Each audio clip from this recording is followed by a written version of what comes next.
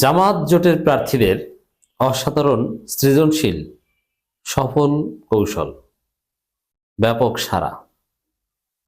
বিএনপিকে অনেক দূর পিছিয়ে বা পেছনে রেখে জামাত অনেক দূর অলরেডি এগিয়ে গেছে। দর্শক, আল্লাহ যাদেরকে ক্ষমতা দিবেন তাদের মাথায় কত ক্রিয়েটিভ সৃজনশীল বুদ্ধি দেন, এটা আল্লাহর পরিকল্পনা। এবং যাদেরকে আল্লাহ পরাজিত করবেন তাদের ভালো কাজও কেমন যেন এলোমেলো হয়ে যায়। বিএনপির অবস্থা হচ্ছে এরকম, আর জামাতের অবস্থা হচ্ছে এরকম। আল্লাহ জামাতকে হয়তো ক্ষমতা দিবেন, জামাত যদি বড় কোনো ভুল না করে, যার ফলে রাজনীতির প্রত্যেকটা পয়েন্টে পয়েন্টে জামাত এগিয়ে। এবং তাদের যে সিদ্ধান্ত নিয়ে হাস্যরসের সৃষ্টি হওয়ার কথা, সেই সিদ্ধান্ত এখন তাদের বিজয়ের ক্ষেত্রে গুরুত্বপূর্ণ ভূমিকা পালন করছে। নির্বাচনের বেশ আগেই তাদেরকে এগিয়ে রাখছে।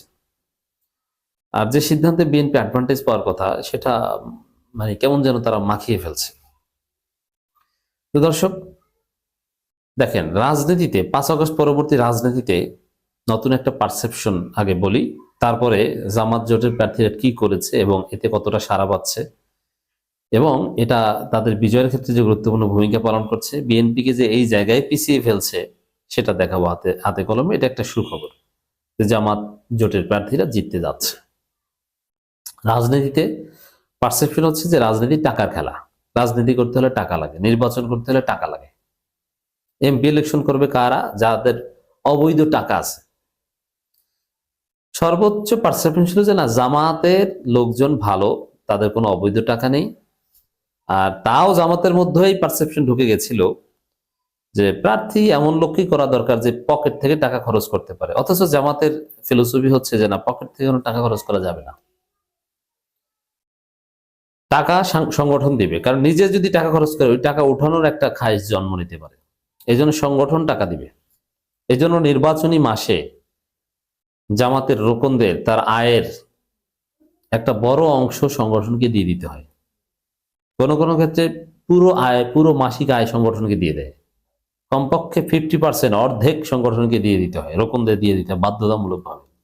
আপনার বেতন যদি 1 লাখ টাকা হয়, আপনাকে 50,000 টাকা দিয়ে দিতে হবে সংগঠনকে। এইভাবে নির্বাচনী ব্যয় নির্বাহ করে। কিন্তু জামাত তো নির্বাচনী রাজনীতিতে অতীতে সফল নয়। কারণ অতীতে কারা সফল হয়েছে? যার কারিগরি টাকা আছে, আওয়ামী লীগ, বিএনপি। যে যত বেশি টাকার মালিক, সেই তত সফল। যেমন আমার বরিশাল অঞ্চলে একজন প্রার্থী আছে, অশিক্ষিত, আমি নাম বলবো না, আমাকে তিনি স্নেহ করেন, আমি নাম বলবো না, বিএনপি প্রার্থী, কিন্তু অনেক ধনী মানুষ, একটু ধনী না, অনেক ধনী। এখন অনেকে ধরে নিয়েছে যে তার যে টাকা আছে তিনি তো জিতবেন, মনে হয় তার টাকার সামনে অমুকে কি। এরকম একটা পারসেপশন কিন্তু আছে যে এমপি হবে কারা, নির্বাচন করবেন কারা, যার টাকা আছে। এবং এটাই সত্য যে সমাজে রাজনীতি বোঝে না, কিচ্ছু বোঝে না, শিক্ষা দীক্ষা নাই, জনসেবা বোঝে না, সে আইন প্রণয়ন করবে, আইন কি এটি বোঝে না, জুরিসপ্রুডেন্স কি, আইন প্রণয়ন করতে হলে ফিলোসফি বোঝা লাগে, সে একটা লাইন এই সম্পর্কে বলতে পারবে না। কিন্তু সে নির্বাচন করছে, নির্বাচনে খায় জন্ম নিয়েছে। কারণ কি? তার সারপ্লাস টাকা আছে। যখন কারো অতিরিক্ত টাকা থাকে তখনই সে নির্বাচনের কথা ভাবে। সে এটা জনসেবা হিসেবে কিংবা তার যোগ্যতা আছে এইভাবে সে দেখে না। এটা বাংলাদেশের রাজনীতির রিয়ালিটি, টাকার খেলা।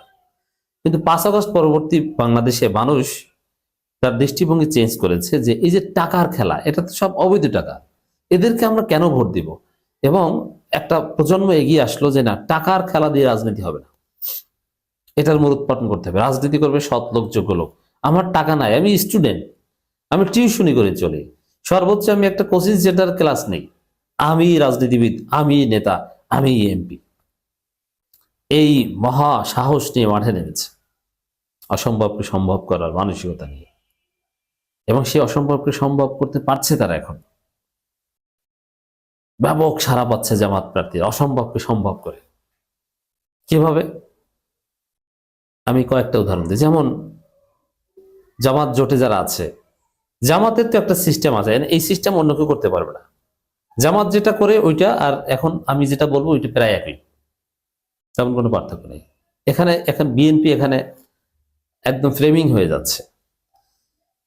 প্রথমে বিএনপিটা বলি। বিএনপি নির্বাচন করে ঋণ খেলাপি, চাঁদাবাজ, দুর্নীতিবাজ, কালো টাকার মালিক টাকা আছে, ওই টাকা দিয়ে নির্বাচন করে। নমিনেশন কিনতে টাকা লাগছে না। বিএনপিতে কয়েক কোটি টাকা ছাড়া নমিনেশন পাওয়া যায় না, এটা জানেন সবাই, এটা প্রতিষ্ঠিত, রাজনৈতিকভাবে প্রতিষ্ঠিত। এরপরে তার অনেক টাকা আছে, কোটি কোটি টাকা খরচ করে নমিনেশন পেয়েছে। আর নির্বাচনী যে ব্যয়, এখানে এক একজন প্রার্থীর জন্য সর্বোচ্চ 10 টাকা খরচ করার বিধান রয়েছে, কিন্তু তারা সেখানে আপনার প্রায় 3.5 লাখ বা 4 লাখ ভোট থাকলে আপনি 35 লাখ টাকার মতো খরচ করতে পারেন, এই তো। কিন্তু বিএনপির লোকজন 35 কোটি টাকা খরচ করতে রাজি, কোনো ব্যাপার না, 100 কোটি টাকা খরচ করতে রাজি, এবং সেটা করবে। তাদের কাছে তো আইন কানুনের কোনো বালাই নেই। তাহলে জনমনে এটা প্রতিষ্ঠিত হয়ে গেছে, এটা পৌঁছে দিতে হবে আপনাদেরকে, যে বিএনপি মানে অবৈধ টাকা দিয়ে নির্বাচন। আর বিএনপির প্রতিপক্ষ জামাত জোট মানে নিজের টাকা নাই, জনগণের টাকা দিয়ে নির্বাচন করে, জনগণ টাকা দিয়ে তাদেরকে হেল্প করে, এবং যে জনগণ নির্বাচনের আগে তাদের টাকা দেয় তারা ভোট দিয়েও তাদেরকে বিজয়ী করবে। এই জন্যই বলছি এগিয়ে গেছে। দর্শক, ব্যারিস্টার আসাদুজ্জামান ফুয়াদ জামাত জোটের প্রার্থী, তিনি ব্যারিস্টার মানুষ, তো মনে হয় যেন অনেক টাকা পয়সার মালিক। আসলে তিনি গরিব, আমি জানি, খোঁজ নিয়েছি। গরিব মিন্স বিএনপি প্রার্থীদের তুলনায় গরিব, তার পয়সাপাতি খরচ করার মতো সক্ষমতা নেই, যার ফলে তিনি ফেসবুকে ভিডিও বার্তা দিলেন যে আমাকে হেল্প করেন, টাকা দেন। এবং তিনি যে পরিমাণ টাকা চেয়েছেন, আইন অনুযায়ী যে পরিমাণ টাকা খরচ করা যাবে সেই পরিমাণ টাকা তিনি 1-1.5 দিনেই পেয়ে গিয়েছেন। অসাধারণ। তার মানে দেখেন, যারা ব্যারিস্টার ফুয়াদের যে পরিমাণ টাকা দরকার সেটা 1-2 দিনের মধ্যেই দিয়ে দিয়েছে। এর মানে আগে ভাগেই তারা জানিয়ে দিল যে আমরা সমর্থন করি। যারা টাকা দিয়েছে তারাই ভোট দিবে, যদিও টাকা দিয়েছে সারা বাংলাদেশ থেকে, কিন্তু ভোট তার নিজ এলাকায়। কিন্তু এর মাধ্যমে তার প্রতি একটা সমর্থন প্রমাণিত হলো। এটা থেকেই বোঝা যায় যে কারা ক্ষমতায় আসবে, কারা জিতবে। আচ্ছা, বিএনপির কোন প্রার্থী ফেসবুকে পোস্ট দিয়ে টাকা চাক না, তাকে 10,000 টাকাও দিবে না। আর ব্যারিস্টার আসাদুজ্জামান ফুয়াদদের মানুষ 10 টাকা দিয়েছে। এটা হচ্ছে সমর্থনের প্রমাণ।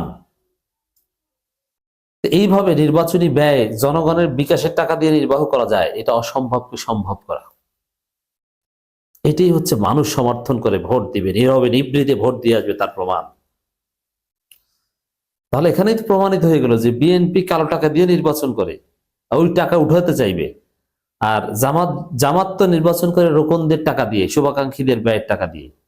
ওই বিকাশে টাকা উঠানো আর জামাতেরটা একটা সিস্টেমে উঠায়, প্রায় কাছাকাছি। ওটাও জনগণের টাকা, এটাই জনগণের টাকা, কারো ব্যক্তিগত অবৈধ ইনকামের টাকা না, ব্যক্তিগত টাকা না। ফিলোসফি কিন্তু এক। ব্যারিস্টার আসাদুজ্জামান ফুয়াদদের বিকাশে টাকা নেওয়া আর জামাতের রোকনদের টাকা নেওয়া প্রায় কাছাকাছি।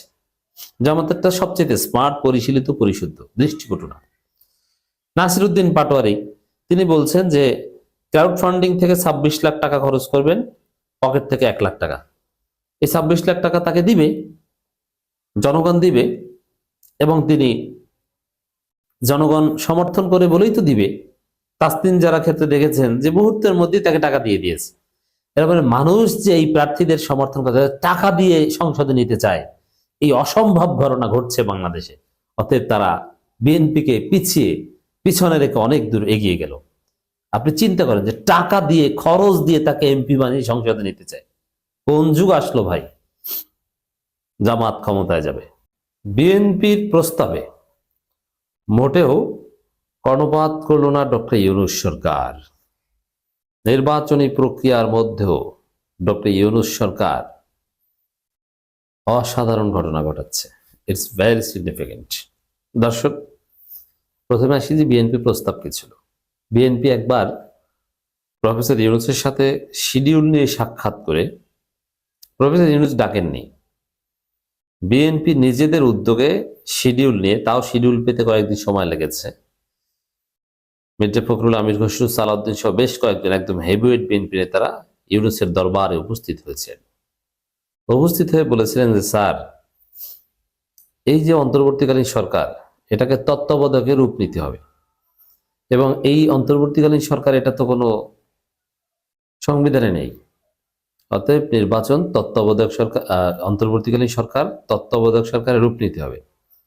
সরকার বলছে না, ইটস নট পসিবল। তারপরে বলছে ঠিক আছে, তত্ত্বাবধায়ক সরকার রূপ নেওয়ার দরকার নেই, অন্তর্বর্তীকালীন সরকারই থাক, কিন্তু তত্ত্বাবধায়ক মুডে ট্রান্সফার করেন। এটা ছিল প্রস্তাব বিএনপির। এটা আমির খসরু মাহমুদ চৌধুরী সেই বৈঠক থেকে বের হয়ে এছাড়া বিভিন্ন প্রোগ্রামে বলেছিলেন যে এই সরকারকে তত্ত্বাবধায়ক মুডে রূপ নিতে হবে।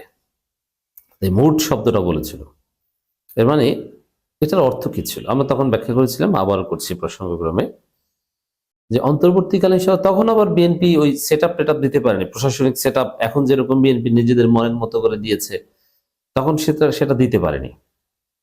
এখন এই মন্ত্রী পরিষদ সব নিজেদের মতো করে বসিয়েছে, এখন দালালির রিওয়ার্ড দিচ্ছে, পুরস্কার দিচ্ছে। কিন্তু তখন বিএনপির মধ্যে একটা আতঙ্ক ছিল, তারেক রহমান নেই, আসতে পারবেন কিনা সন্দেহ, এবং ভারত কোনো গ্রিন সিগন্যাল তারেক রহমানকে দেয়নি, চারদিকে অন্ধকার, দেশে ভোট নাই, ভারতের গ্রিন সিগন্যাল নাই, সরকারকে ম্যানেজ করতে পারেনি, কি একটা অবস্থা। তখনকার সময় বিএনপির প্রস্তাব ছিল যে এই সরকার নিরপেক্ষ নয়, নিরপেক্ষ তত্ত্বাবধায়ক মুডে যেতে হবে, সরকার এইটাই থাকবে।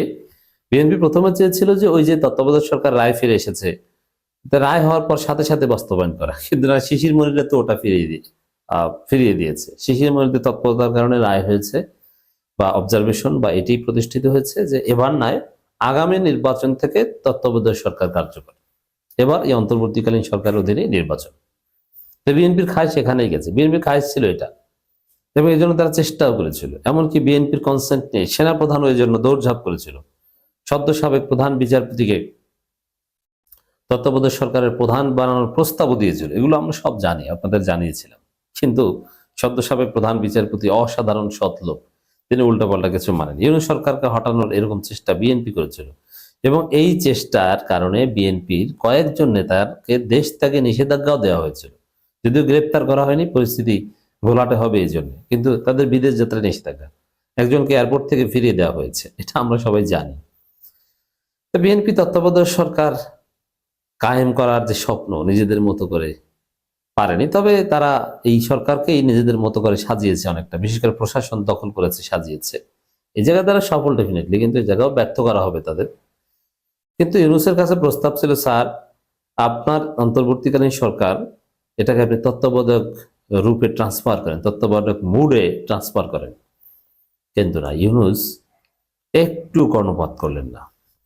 এবার আসি তত্ত্বাবধায়ক সরকার মুডটা কি। মুড হচ্ছে যে সরকার এটি থাকবে, কিন্তু তফসিল ঘোষণার সাথে সাথে, এই শব্দটা বলেছিল বিএনপি, তফসিল ঘোষণার সাথে সাথে এই সরকারকে তত্ত্বাবধায়ক রূপে মুডে যেতে হবে। এর অর্থ হচ্ছে যে তফসিল ঘোষণা করার পর শিডিউল কাজ ছাড়া, এর মানে দৈনন্দিন কিছু রুটিন ওয়ার্ক ছাড়া অন্য কোনো কাজ এই সরকার করতে পারবে না, কোনো সংস্কার, কোনো অধ্যাদেশ, কোনো আইন অথবা কোনো বিচারের বড় কোনো কাজ কিছুই করতে পারবে না, তখন জাস্ট রুটিন কাজ, কোনো ডেভেলপমেন্ট প্রজেক্ট কিছু করতে পারবে না। এটা ছিল বিএনপির প্রস্তাব, কিন্তু না, আমরা দেখি তফসিল ঘোষণা করার পর ইউনূস সরকার তার কাজের গতি একটু কমাননি। তফসিল ঘোষণার আগেও যেরকম প্রতিনিয়ত সংস্কারের উদ্দেশ্যে বিভিন্ন অধ্যাদেশ প্রণয়ন করতেন, আইন প্রণয়ন করতেন, প্রতিনিয়ত প্রত্যেক উপদেষ্টা পরিষদের বৈঠকে বিশেষ করে বৃহস্পতিবার আসলেই কোনো কোনো আইন পাস, মানে অধ্যাদেশ অনুমোদন, এই অধ্যাদেশ অনুমোদন মানেই হচ্ছে আইন পাস, জাস্ট ওইটা রাষ্ট্রপতির কাছে পাঠাবে, রাষ্ট্রপতি চোখ বুঝে সিগনেচার দিয়ে দেবে, এবার রাষ্ট্রপতির জন্য ওটা চোখ মুলে দেখা যায় নেই, এর মানে তার ওই স্বাধীনতা নেই, ইউনূস পাঠিয়েছে তুই সাইন দে, এবং সেটা আইন, এবং পরবর্তী সংসদ ওটাকে রেটিফাই করবে, তাছাড়া তাদের কোনো উপায় নেই, গণভোট এই বিষয়টা নিশ্চিত করে দিবে। তো দর্শক, এখানে বিএনপি যেখানে তত্ত্বাবধায়ক মুডে যেতে বলছে, যে কোনো সংস্কার বা কোনো বড় সিদ্ধান্ত নিতে পারবে না, জাস্ট রুটিন কাজ, কিন্তু না, ইউনূস তো হাসিনার বিচার করছে, ইউনূস সরকার প্রতিনিয়ত আইন প্রণয়ন করছে, নতুন নতুন সংস্কার করছে, এর মানে একটা নির্বাচিত সরকারের মতোই কাজ করছে, নির্বাচনকালীন কোনো সরকার নাই, নির্বাচন প্রক্রিয়ার মধ্যেও একটা নির্বাচিত সরকার যেরকম দৈনন্দিন কাজ করে, বৃহত্তর কাজ করে, ইউনূস সরকার সেভাবেই কাজ করছে, এক সময়ের জন্য বসেনি। এটা নতুন বাংলাদেশের বাস্তবতা, বিএনপি বললেই হবে না, এবং ইউনূস সরকারের প্রতি সংস্কারের অনেক বিষয়ে নিশ্চিত করে যাওয়ার দায়বদ্ধতা রয়েছে, এর জন্য তাদেরকে এগিয়ে যেতে হবে এবং তাদের এই কাজ চালিয়ে যেতে হবে, এক সেকেন্ডের জন্য স্থবির থাকা যাবে না। এর আরো কারণ আছে, কারণ নির্বাচন যদি বিএনপির কারণে শেষ পর্যন্ত সুষ্ঠু করতে না পারে, সুষ্ঠু নির্বাচন করতে না পারলে তো ইউনুসকে থেকে যেতে হবে, হয়তো বা ইউনুস থাকবেন না, কিন্তু এই সরকারকে তো থেকে যেতে হবে। কারণ নির্বাচন সুষ্ঠু করতে না পারলে ইউনুস থাকবে না, এটা আমরা জানি, পা ধরেও তাকে রাখা যাবে না। তো সেই জায়গায় দর্শক, ইউনুস কি করছে, কিভাবে করছে, এটা একটা গুরুত্বপূর্ণ বিষয়। যে ধারাবাহিকভাবে কাজ করছে, যে সুষ্ঠু নির্বাচন না হলে তো সে নির্বাচন বাতিল করতে হবে, কিন্তু সরকারের কাজ কন্টিনিউ থাকবে। এমন না যে একদম চূড়ান্ত বিদায়ের প্রস্তুতি নিয়ে আমি বসে গেছি, সব কার্যক্রম বন্ধ, যা করেছি এখানেই শেষ, এখন জাস্ট আমার বিদায় নেয়ার পালা, বিষয়টা এরকম মনে হচ্ছে না, চালিয়ে যাচ্ছে। খবর, উপদেষ্টা পরিষদের বৈঠকে 4 সিদ্ধান্ত। উপদেষ্টা পরিষদের বৈঠকে ব্যক্তিগত উপাত্ত সুরক্ষা সংশোধন অধ্যাদেশ 2026, বাংলাদেশ শিল্পকলা একাডেমি সংশোধন অধ্যাদেশ 2026 এবং সুপ্রিম কোর্ট সচিবালয় সংশোধন অধ্যাদেশ 2026 এর খসড়া নীতিগত অনুমোদন দেওয়া হয়েছে। একই সঙ্গে বাংলাদেশ বনশিল্প উন্নয়ন কর্পোরেশন অধ্যাদেশ 2026 এর খসড়া অনুমোদন দেওয়া হয়েছে।